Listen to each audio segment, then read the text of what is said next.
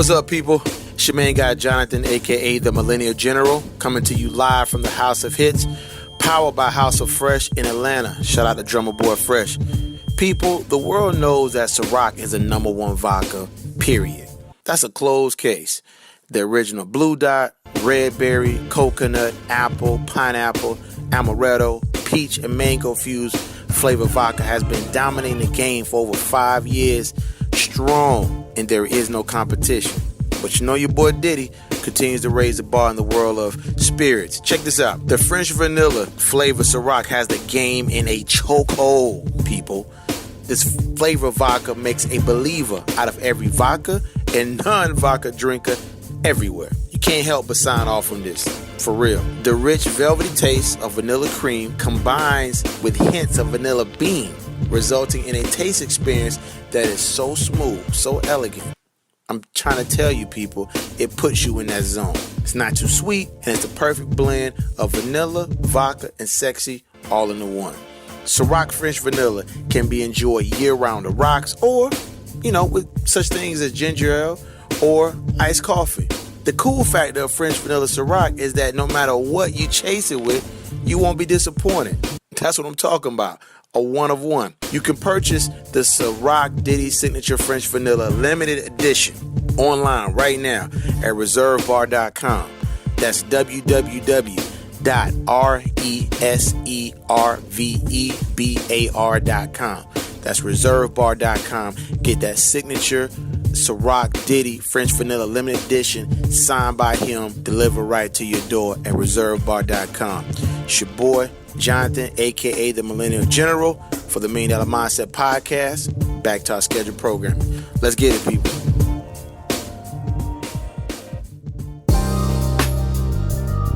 This is Jonathan for the $1 Million Mindset Podcast, hosted on the Talk to Shayland radio circuit, powered and syndicated globally on the REI Radio Network. People, we are the new voice of millennial music.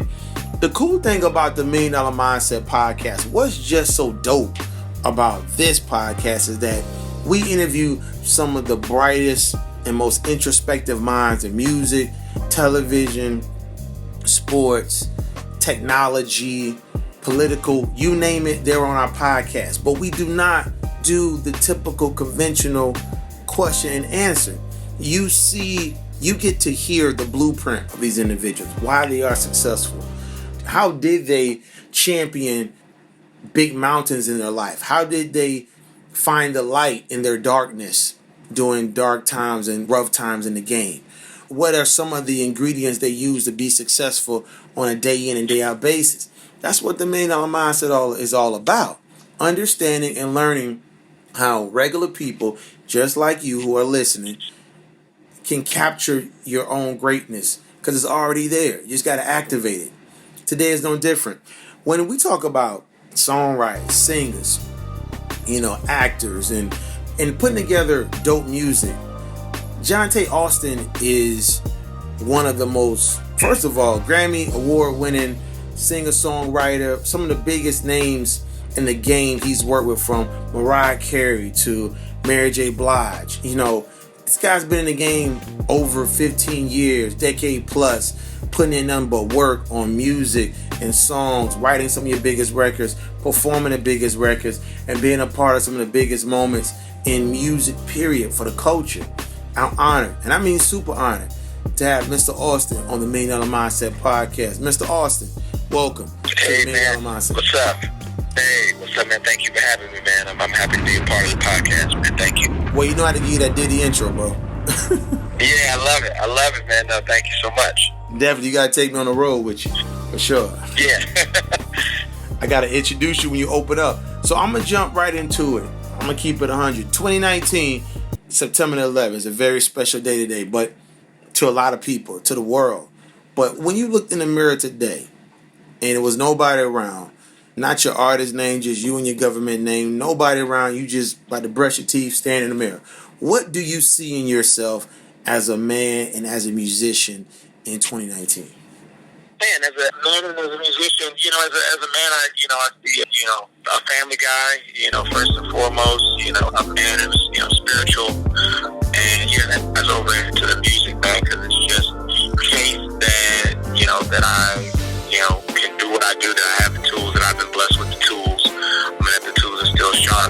you know, I see someone who's still getting after it, man, and who still loves doing what he does, and I'm happy. Happiness is what I see. No doubt. And the reason why that I asked that question is because people may see you as Johnta Austin, you know, the singer, the songwriter, the entertainer, but there's so much to you and to your brand, because when I look at you and I listen to your music and I see your images and I see everything that you're displaying, man, you are a lifestyle to a lot of people. I mean, you are a lifestyle brand ambassador for real. Like, you have your own creative lane in 2019 as far as how you look, how you sound. You portray, you are one of the mirrors of image when it comes to positivity, but most important, being free. Even your name sounds like freedom. For real. Like, when I look at you, I just see a free individual. And that's just me. So I'm agreeing with you on your assessment. But when I look at you, especially when I look at your cover art to your album, and you in the pool, like, you just, it's like you're in that big, beautiful water. It's like I just see somebody that's at peace with yourself. Can you kind of expound on that? Your state of mind right now, are you at peace with yourself and with what you got going on in XYZ? Absolutely, man. Completely comfortable. I mean, you know, when you, and that, you know, because that peace is what leads to happiness. You know, when you have that peace, just, you know, knowing who you are, being comfortable in your own skin, and kind of being unapologetic for it, and believing, you know, that you're beautiful the way the Creator made you. You know, there is peace that comes with that, and that also leads to the happiness and to the freedom, you know, to try things creatively, to do things creatively, and trust yourself. Exactly. I feel that. Thank you for that very detailed answer. I want to get into this part right here. You've been a part of some of the biggest moments in music, from winning decorated awards like Grammys to being around some of the dopest people in the game, the biggest names in the business, being in some very powerful rooms during critical times. Now, in 2019, what motivates you to continue to do music? Like, describe your fuel? Really just continuing to do songs and bring them to, you know, the masses, to the people. You know, people are saying now that, you know, R&B is back. I've always felt that R&B has remained. It's just that, you know, perhaps there weren't as many people doing it or focusing on it, but the public's love for R&B and great music has never gone anywhere. So, you know, my fuel is just to continue to, you know, make those records, you know, when I do a show, and, you know, to, you know, watch the way people respond to new records, but also, you know, just the way they respond to classics that I've written for other people. Man, you know, it just gives me the fuel to, like, man, okay, I want to continue to create more of these moments in years to come. When people listen to your music, and let's take into consideration, I want to stay current, let's take into consideration the album you have right now, Love, Sex, and Religion. So let's talk about that. When people listen to this album, you know, Love Culture, Love Angel, you know, and they listen to songs like my favorite, Breaking the Rules, shout out to Drummer Boy Fresh. When they listen to your music, what message will they receive? Really, that all of them are kind of intertwined, man, that all are beautiful. The way I kind of sum up Love, Sex, and Religion really is like the first two are created by God, and, you know, we have to allow those God-created things to, you know, be the leader, be the top over the man-made, you know, thing, which is religion. You know, I mean, I think, you know, God created love and sex, and then man kind of took, you know, religion and created that. You know, I believe that, you know, spirituality and religion are two different things. But when you listen to the album, man, it's that freedom that we talked about, that freedom to love, freedom to be sexy, feel sexy, you know, and freedom to be in your own skin as you were created. Absolutely. And that's a great, you know, lifestyle definition. You know what I'm saying? Like, to be able to be where you are in life, it takes a lot of soul searching. You know what I'm saying? So when I listen to your music and I hear you speak in you know, our dialogues and things of that nature, you know, you're very clear about what message you want to portray to the public. Very clear about that. We live in a very millennial society. How does your brand connect with millennials? I think it kind of starts and ends with the music. I think they all, you know, like and recognize the music, you know, whether they, you know, it may be a song that they don't know I'm associated with, or, you know, even the songs on Love, Sex, and Religion, we've tried to, you know, put certain elements in there that are current, certain melodies, and just the way I flow over a few things. You know, So I think that, it connects in that fashion, just good music, because I think it's, good music is something that transcends generations, and also just, the lifestyle component of it, man. Whether you're, 16 or 36, everybody, likes to see fly stuff, do fly stuff, feel a part of that, so I think that's also, one of the connectors to the millennial, just the imaging and the music as well. Absolutely. I want to talk about your swag, if you don't mind, just for a couple of seconds, because your swag, it's crazy, man. Like the way you put together your wardrobe, and then just the way you move it. I want you to break down your swag to the audience. Like, describe it. Talk about your fashion. Just talk about it, man. Because right now you lit on it, bro. Oh man, I try, man. I mean, my friends call me the Black Frank Sinatra, man. So it's just, it's elegance, but it's current. Knowing, when to put on a suit, and when to go all the way suit and tie, knowing when to go, suit, t-shirt, and sneakers, and knowing when to go track pants and a button up. It's just, having the eye to kind of, pick certain fly pieces, but, always be, presented as a gentleman. That's my main thing. It's that gentleman swag. Just always look fly. Even when you're relaxed. So that's my thing. But yeah, just Sinatra meets Puff Daddy, I guess. No, definitely. I would definitely say Sinatra and Puff, because you got that Lady Luck type vibe going on. You know what I'm saying? Oh man. Yeah, Puff actually used that for his Ciroc commercial when they shot it in Vegas. Yeah, absolutely. So you got that whole Renaissance man thing going on. Definitely, we definitely got to talk. I mean, you definitely need a sponsorship with Ray-Bans and a few other major companies for sure, man. Because your cool cannot be bought.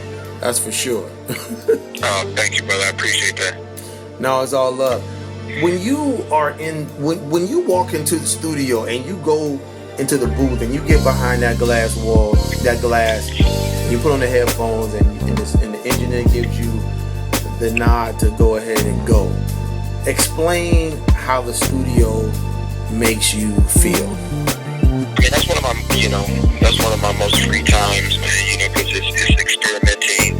To know that every note may not come out right, but that's the time to experiment and play with it and just kind of be led, by that inner voice, that inner spirit, and what it wants you to do. So, I mean, that's just it's a great process, and I'm always happy to just be in the booth and kind of play around with things and hit the lights and really feel, when I have a song that's already written, to just give that performance, to lock in on what the words are really saying, lock in on what the performance should be.